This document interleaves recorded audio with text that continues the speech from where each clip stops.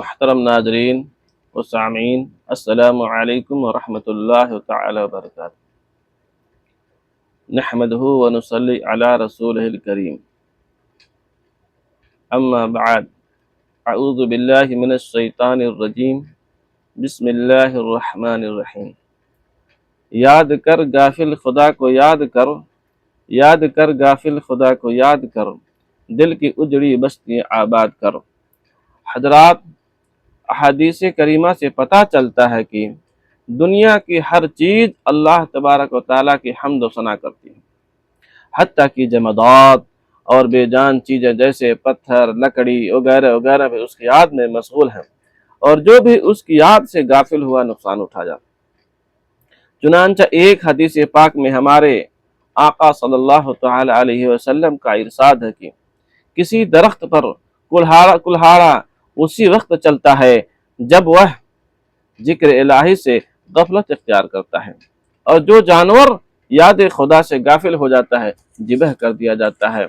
یوں ہی جو پرندہ یا جانور جب تک اللہ کے ذکر میں مشغول رہتا ہے آزاد رہتا ہے، اور جہاں اس پہ غفلت طاری ہوئی قید میں مبتلا یا ذبح کر دیا جاتا ہے۔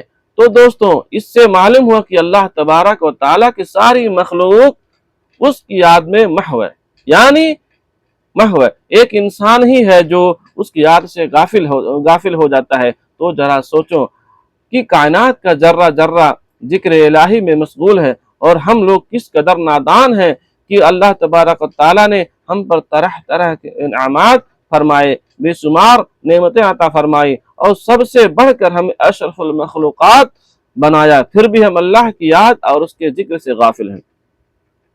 تو میرے محترم ناظرین، اللہ تعالیٰ بھی جاکر کا ذکر کرتا ہے۔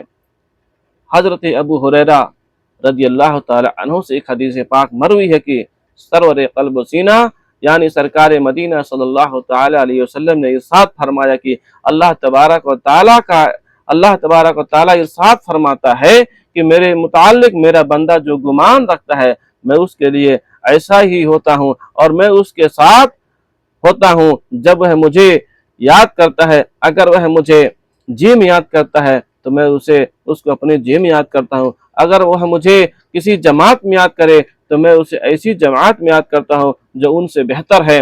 اسی کو قرآن عظیم میں ارشاد فرمایا گیا، فَاذْكُرُونِي أَذْكُرْكُمْ، تو میری یاد کر میں تمہارا چرچا کروں گا۔ سبحان اللہ، سبحان اللہ۔ جس خوش نصیب کو خداوند قدوس یاد کرے، جس بندے کو آقا یاد فرمائے، اور وہ بھی سب سے بہتر جماعت یعنی فرشتوں کی گروہ میں، تو یقیناً اس کے لیے دنیا اور آخرت دونوں ہی سنور جائیں گے۔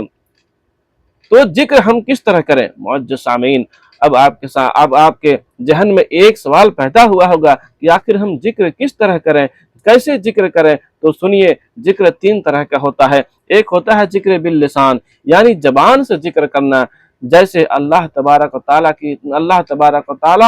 کی حمد و ثنا، تقدیس، حمد و نعت اور تقریر وعد، توبہ استغفار اور درود و دعا کرنا، اور اس طرح زبان کو کار خیر کے لیے استعمال کرنا۔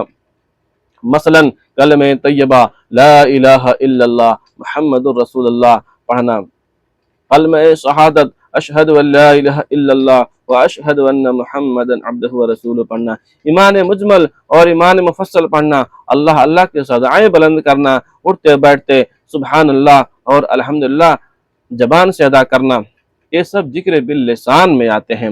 بلکہ حضرت جابر رضی اللہ تعالی عنہ سے مروی ہے کہ سرکار مدینہ صلی اللہ تعالی علیہ وسلم نے فرمایا، افضل ذکر لا الہ الا اللہ ہے، کہ سب سے بہترین ذکر لا الہ الا اللہ ہے۔ اور حدیث میں فرمایا گیا، جو لا الہ الا اللہ محمد الرسول اللہ کا وظیفہ بنا لے اور ہمیشہ اسی کا ورد جاری رکھے تو اللہ تعالیٰ اسے 12 کرامتوں سے نوازے گا۔ اسلام کی حالت میں دنیا سے اٹھایا جائے گا، جاکنی کی سختی اس پر آسان ہوگی، اس کی قبر روشن ہوگی، قیامت کے دن شہداء کی جماعت کے ساتھ اس کو نام اعمال دیا جائے گا، میزان عمل میں اس کی نیکیوں کا پلہ بھاری ہوگا، پل صراط پر بجلی کی طرح گزر جائے گا، اس کے جسم کو اللہ تبارک و تعالیٰ دوزخ پر حرام کر دے گا، جنت میں اس کو 70 حوریں ملیں گی، سرکار مدینہ صلی اللہ تعالیٰ علیہ وسلم کی شفاعت نصیب ہوگی، اور اللہ تبارک و تعالیٰ کا اس کو دیدار حاصل ہوگا۔ ذکر کی دوسری قسم، سبحان اللہ حضرات گرامی، تو ذکر باللسان اور ایک طریقہ یہ ہے کہ آپ کے سامنے پیش کیا گیا، اور ذکر کا دوسرا طریقہ اور تیسرا طریقہ جس کو ذکر بالقلب اور ذکر بالجوارح کہتے ہیں، اسے بھی مختصراً سنتے چلیے تاکہ ذکر الہی اور یاد خداوندی کے ہر پہلو سے آگاہی ہوتی چلی جائے۔ دیکھیے اللہ تعالیٰ جل شانہ کی نعمتوں کو یاد کرنا، اس کی عظمت و کبریائی اور اس کے دلائل و قدرت میں غور و خوض کرنا، یہ ذکر بالقلب میں آتا ہے۔ یوں ہی اللہ تبارک تعالیٰ کی عظمت و جلال، اس کی جبروت و ملکوت اور ذات و صفات پر جو نشانیوں کو تلاش کر کے خالق عالم کو یاد کرنا بھی ذکر میں شامل ہے۔ مثال کے طور پر درندوں کی قوت و ہیبت کو دیکھ کر اللہ تعالیٰ کی قہر و غضب کو یاد کرے، اولاد پر ماں کی شفقت کو دیکھ کر اللہ کی رحمت کو یاد کرے، بلند و بالا پہاڑ کی بلندیاں دیکھ کر خدا کی عظمت و بڑائی کو یاد کرے، اور وسیع و عریض آسمان کی وسعت کو دیکھ کر خدا کی قدرت کو یاد کرے۔ یہ سب ذکر بالجوارح میں آتے ہیں۔ وما علینا الا البلاغ۔ السلام علیکم ورحمۃ اللہ وبرکاتہ۔